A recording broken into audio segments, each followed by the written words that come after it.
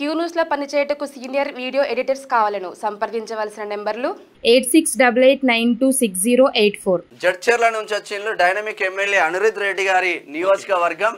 ఏం జరిగిందన్న? నమస్కారం అండి. చెప్పండి సార్. మాది మహబూబ్ నగర్ జిల్లా నవపేట మండలం కొల్లూరు విలేజ్ సార్ మాది. ఆ కొల్లూరు గ్రామంలోనే మల్లన్న దేవాలయం అని ఒక గుట్ట, అంటే అది ప్రభుత్వ ఆధీనంలో గవర్నమెంట్ అడవిలో ఉన్నటువంటి ఒక చిన్న శివాలయం. అంటే ఆలయం కూడా అంటే నిర్మాణాలు అట్లా ఉండవండి. అక్కడ ప్రతి ఒక్కరు కూడా వెలిసినట్టు, అంటే అది ఎలా ఉందో తెలియదు. అనాదిగా నుంచి మా ఊరు ఎప్పుడైతే పుట్టిందో అప్పటి నుండి అయితే అందరికీ అక్కడ మల్లన్న ఉంటాడు అనేది ఒక నానుడిగా ఉంది సార్ అక్కడ. అలా ఉన్నటువంటి కోణంలో సరే అక్కడ ఎంతో ఋషులు అంటే సిద్ధులు యోగులు అంటుంటారు కదా మన సంప్రదాయంలో. అట్లా పెద్దలందరూ కూడా ఎంతో మంది తపస్సు చేసినారని, దాంట్లో కొందరు మహనీయులు పూజలు చేసుకున్నారని ఒక నానుడి మాత్రం వినబడుతుంది. ఆ నానుడి చిన్నయ్య స్వామి దేవాలయం అని ఉంటుంది మా ఊర్లో, ఇంకో దేవాలయం. ఆ చిన్నయ్య స్వామి దేవాలయంలో చిన్నయ్య స్వామి అంటే ఆయన జీవ సమాధి అయినాడు అనే ఒక నానుడి కూడా, అంటే జీవ సమాధి అయినాడు. ఆయన మా వంశానికి చెందినటువంటి తాతగారు అంటుంటారు, 8వ తరం, నేను 8వ తరం. ఆ స్వామి ఆ మల్లన్న స్వామి కాడికి పోయి ఆ స్వామిని సేవ చేసుకొని అక్కడ నమస్కారం చేసుకొని కొన్నేళ్ళు అక్కడ తపస్సు చేసుకొని మళ్ళీ ఊర్లోకి వచ్చి జీవ సమాధి అయినాడు అనేది ఒక అనాదిగా నుంచి వినపడుతున్నటువంటి నియమం, చారిత్రం అలా ఉంది. అలా జరుగుతుంది సార్. ఇప్పుడు ఏమైపోయింది అంటే ఈ మల్లన్న స్వామి దేవాలయం ఎలా ఉంది, అడవిలో ఉంది. అది అడవికి సంబంధించింది. చుట్టూ కూడా గైరాన్ పొలాలు, గైరాన్ స్థలం, ఒక పెద్ద కొండ హిల్ ఉంటుంది. దానికి ఏంటంటే ఆ చిన్నయ్య స్వామి దేవాలయానికి చెందిన పూజారి నందీశ్వర్ గారు, ఆయన పేరు జంగం నందీశ్వర్ గారు.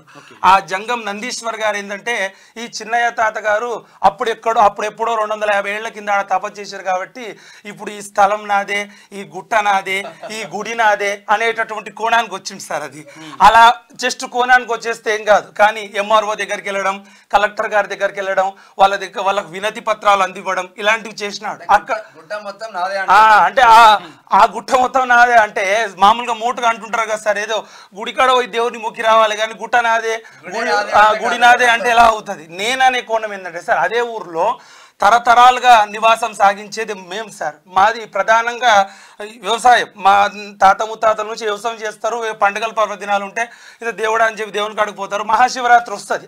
ఆ శివరాత్రి నాడు ఊరందరూ బీసీ, ఎస్సీ, ఎస్టీ ప్రతి కులాలకు చెందిన వాళ్ళు ఆ స్వామి దగ్గరకు పోతారు.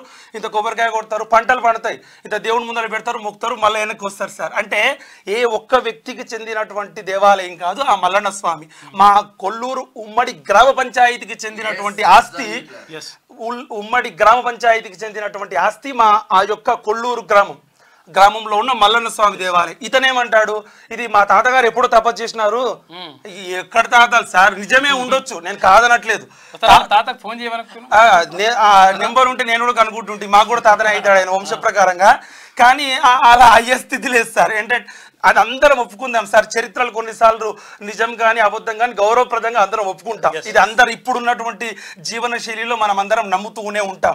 కానీ ఇక్కడ జరిగే పెద్ద మోసం ఏంటంటే ఒక ఫేక్ ట్రస్ట్ ఏర్పాటు చేసి, ఆ ట్రస్ట్ అంటే ఎలా ఉండాలి సార్? జెన్యున్ గా కూడా కొన్ని ట్రస్టులు ఉంటాయి. దాంట్లో నా ఊర్లో నేను అధ్యక్షుని అనుకోండి, నా ఊరు వాళ్ళే అందరు ఉండాలి, మిగతా వాళ్ళందరూ కూడా కార్యదర్శి కానీ ఉపాధ్యక్షులు కానీ ఇలా అందరు మన ఊరోళ్ళే ఉండాలి. అది ఒక జెన్యున్ ట్రస్ట్ అనుకోవచ్చు కదా. కానీ నేనే నందీశ్వరు, నేను ఈ ఊర్లో చిన్నయ్య స్వామి దేవాలయానికి పూజారిని, అర్చకుని, నేను మాత్రం ఆ ట్రస్టుకు అధ్యక్షుణ్ణి. మిగతా వాళ్ళందరూ మా ఊరోళ్ళు కాదు, వేరే ప్రాంతాల్లో చెందిన వాళ్ళు. అసలు వాళ్ళు ఎవరు, వాళ్ళ పేర్లు నేను చదువుతుంటే అసలు మా ఊరు చెందినోడు ఒక్కడిగా నాయుడు అంటే మా ఊరోళ్ళు ఎవరికి తెలియకుండా, గ్రామ ప్రజలకు తెలియకుండా, పెద్దలకు తెలియకుండా, అట్లాగే గ్రామ పంచాయతీ తీర్మానం కూడా లేకుండా ఈయన ఏంటంటే నా దగ్గర ధనబలం ఉంది, నా మాట కొందరు వింటారు. ఇది కూడా సార్ ధనబలం అన్నిసార్లు ఎట్లా పనిచేస్తుంది? చట్టం ముందు, ప్రజల ముందు, తర్వాత ధర్మం ముందు ఎన్నిసార్లు రాని గెలుస్తుంది సార్? ఒకసారి గెలవచ్చు, 2 సార్లు గెలవచ్చు, ప్రతిసారి గెలవదు కదా. ఒకనాడు ఓటమి ఎదురవుతుంది. చిన్న కొందరు మామూలుగా తెలియని వ్యక్తులు ఏంటంటే అమ్మో అయ్యగారిని ఏమనంటే ఏమైనా అవుతుందేమో, ఇట్లాంటి చిన్న ఏమి కాదు సార్, అందరం మనుషులమే. ఇప్పుడు మేము కూడా మాకు నాడు బాధ వస్తుంది, దుఃఖం వస్తుంది, మంచి చెడు సహజ లక్షణాలు మనిషికి అందరికీ ఉంటాయి. ఇది నేను ఖచ్చితంగా ఒప్పుకుంటాను సార్. ఇప్పుడు నా విన్నపం ఏంటంటే, నేను ఇలా ఎంఆర్ఓ గారికి, కలెక్టర్ గారికి మహబూబ్ నగర్ కలెక్టర్ గారు మేడం ఉన్నారు, వాళ్లకు వినతి పత్రం ఇచ్చొచ్చాను. తర్వాత ఎంఆర్ఓ గారికి వినతి పత్రం ఇచ్చొచ్చాను. అయ్యా ఇది మా ఊరు ఉమ్మడి ఆస్తి, గైరాన్ పొలం అనేది ఉమ్మడి ఆస్తి, కొండ మా ఊరందరికి చెందింది. ఒక ఇంచుమించుగా 10 పైనే ఉంటుంది సార్. దాంట్లో ఇప్పుడు ఏమంటున్నాడు ఆయన ఏంటంటే, ఈ కొండ నాకు దయచేసి నా ట్రస్ట్కు రాసివ్వండి సార్, రాసిస్తే నేను గుడి కట్టుకు. నీవెవరు అయ్యా గుడి కట్టడానికి? ఊరోళ్ళు లేరా? ఊర్లో పెద్ద మనుషులు లేరా? వాళ్ళ తీర్మానం అక్కర్లేదా? గ్రామ ప్రజల తీర్మానం వద్దా? మేము అదే దేవాలయంలో మా నాన్న తాత ముత్తాత ఏదో రోజు పోయి హారతులు వేయాలకు ఇవి కావు సార్. మా కుటుంబం వ్యవసాయం చేస్తుంది. పండుగల పర్వదినం వచ్చినప్పుడు ఇల్లంతా శుభ్రం చేసుకొని మామూలు జీవనం సాగిస్తూ ఆడికి పోయి ఇంత అందరితో పాటు మేము కూడా పోయినాం. అయ్యగారు వచ్చిందని చెప్పేసి ఇంత కొబ్బరికాయ మాతో కొట్టించుకున్నారు, ఇంత పూజ చేసుకున్నారు, ఇంత తీర్థం ప్రసాదం తీసుకొని పోయినరు. ఇది మా జీవన లక్షణం సార్. మా నాన్నగారి పేరు పంచాక్షరయ్య గారు. అలా వాళ్ళ నాన్నగారు అలా పరంపరగా శివరాత్రి శ్రావణ మాసము రోజు పోయి అలా ఏమి ఉండదు సార్ ఊర్లో. నా డిమాండ్ ఏంటంటే సార్, ఇప్పుడు నా డిమాండ్ ఒకటే సార్, మా కొల్లూరు గ్రామ పెద్దలు ఎవరికి తెలియకుండా, గ్రామ పంచాయతీలో తీర్మానం కాకుండా, ప్రజల అనుమతి లేకుండా ఒక ఫేక్ ట్రస్ట్ నియమించి ఆ ట్రస్ట్ పేరు మీద నాకు ఆ స్థలాన్ని ఆక్యుపై చేయండి, నాకు ఇవ్వండి అనేటటువంటి వినతి పత్రాలు ఇవ్వడం అయితే సమంజసం కాదు. ఇది కొల్లూరు గ్రామం నవాపేట మండలం. అవును సార్, నవాపేట మండలం జడ్చర్ల నియోజకవర్గం. ఈ జడ్చర్ల నియోజకవర్గానికి మంచి డైనమిక్ ఎమ్మెల్యే వచ్చిందని మా దృష్టి. ఖచ్చితంగా సార్. ఏంటంటే వాళ్ళ దృష్టికి వెళ్ళలేదు కదా సార్. ఇది జరిగినా కూడా ఊరుకోడు, అర్ధరాత్రి అయినా ఉరుకుతాడు. మీరు ఒక్కసారి కలవండి, వచ్చిన మల్లన్న కలిసిన అని చెప్పండి. ఒకటేంటంటే సార్, ఇప్పుడు ఆయన దృష్టి ఏంటంటే ఈ పెద్ద మనుషులకు ఎమ్మెల్యేలకు వీళ్ళు ఎవరికి తెలియదు సార్. అది తెలిస్తే వాళ్ళే అడ్డుకుంటారు, మా ఊరు పెద్ద మనుషులే అడ్డుకుంటారు. అంటే చివరాఖరికి వచ్చింది అది ఒకవేళ సరే ఇది కాదు, 99.9% కాదని నాకు కూడా తెలుసు. కానీ ఏ చిన్ని % అట్లా ట్రస్ట్కి అప్పచెప్పి వాళ్ళకు కూడా తెలియదండి. ఒకవేళ అప్పచెప్పినాక ఏదో జీవో ఏదో వచ్చింది అనుకోండి, తర్వాత ఆ చుట్టుపక్కల బీసీ ఎస్టీ వాళ్ళందరివి, తర్వాత ఎస్సీ వాళ్ళందరూ పొలాలు ఉంటాయి సార్ వాళ్ళవి. వాళ్ళు ఎంత ఇబ్బంది పడతారు అంటే ఏమైతుంది, ఆయనకు వస్తే ఇది నా ట్రస్ట్ అంటాడు, చుట్టూ కంపౌండ్ వాళ్ళు పెట్టాడు, గేటు పెడతాడు, తాళం వేసుకుంటాడు, బొడ్లో పెట్టుకొని పోతాడు. ఆ మల్లన్న స్వామిని అందరి దేవుణ్ణి జనాలకు దూరం చేస్తే ఎట్లా సార్? పల్లెటూర్లలో కొన్ని నమ్ముతారు సార్, ఏంటంటే పంట వచ్చింది, ఆ దేవుడా నీ ఆశీర్వాదంతో పంట వచ్చింది. అవి నమ్మకాలు ఇంకో ఊర్లలో ఇంకొక మెట్టుగా ఉంటాయి. ఇక్కడ హైదరాబాద్లో మనం ఏం చేస్తుంటాం అంటే కొన్ని సరేలే మన కష్టము, నిజమే మన కష్టము, మనోధైర్యము, మన బుద్ధి, ఇవన్నీ కూడా అందరు పూజారులు ఒకటే కాదు సార్. నేను కూడా పూజారి వర్గానికి చెందినప్పటికీ కూడా ఈ జ్యోతిష్యం అని వాస్తని ఇవన్నీ కూడా 100కి 100 పాలు నమ్మొద్దంటాను. జస్ట్ నాన్న ఏదో వెనకటి నుంచి మన పెద్దలు చెప్తున్నారు, 30-40% నిజం ఉండవచ్చు, కానీ నీ సాధన చెయ్యి, నీవు ప్రయత్నం చెయ్యి. సరస్వతి మనసారా దేవుణ్ణి మొక్కు, పొద్దు 4 గంటలు లేసి చదువుకో, అప్పుడు ఎగ్జామ్ పాస్ అవుతావు అని చెప్పే కూడా మాది సార్. కానీ సరస్వతీదేవికి 1000 పూలు పెట్టు, 1000 పూలు పెట్టు, నైవేద్యాలు పెట్టు, ఇలాంటి కోణాల మా నాన్న మమ్మల్ని అలా పెంచలేడు సార్. కాబట్టి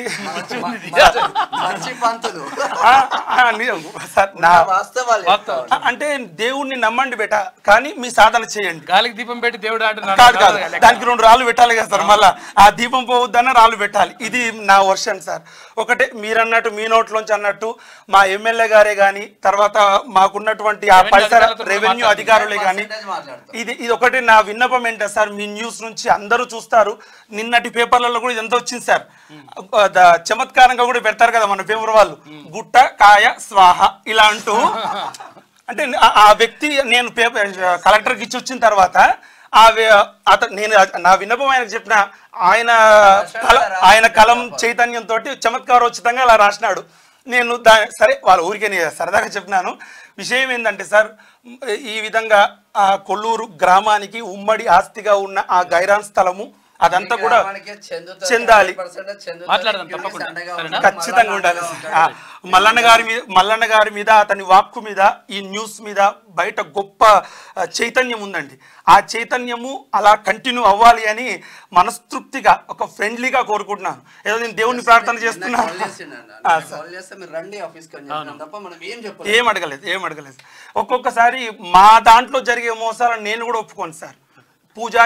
పూజారి ముసుగులో ఇంకా అవి చేస్తాయి. ఇప్పుడు అందరూ పూజారులను గౌరవిస్తారు సార్. అదే సార్, అవును సార్, అవును సార్. మీకు న్యాయం జరగాలి.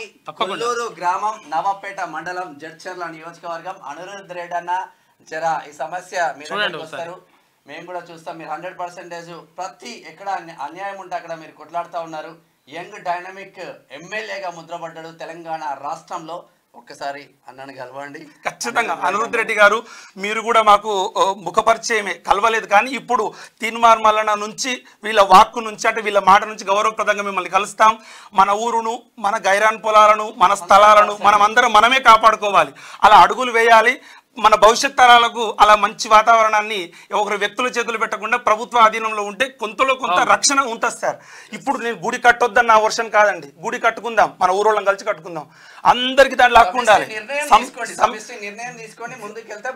గ్రామ ప్రజల నిర్ణయాలు లేకుండా ఏది జరగకూడదని మీ వాయిస్ నుంచి ఖచ్చితంగా చెప్పండి సార్. మీరు అన్నట్టుగా నా పేరు ప్రదీప్ కుమార్ అండి. నా పేరు ప్రదీప్ కుమార్, జంగం ప్రదీప్ కుమార్ అంటారు. అదే ఊర్లో తరతరాలుగా మా జీవనం సాగుతుంది. ఆ విధంగా మా యొక్క లైఫ్ ఏమి కాదు సార్. నమస్కారమే కాదు, స్నేహబంధం కూడా గొప్పది. రైట్ సార్, కూర్చోండి, మాట్లాడదాం. కూర్చోండి, ఆఫీసర్తో మాట్లాడదాం. కొంతమంది అట్లా చేస్తుంటారు రకరకాల. క్యూ న్యూస్ లో పనిచేయటకు సీనియర్ వీడియో ఎడిటర్స్ కావాలను సంప్రదించవలసిన నెంబర్లు 8688926084.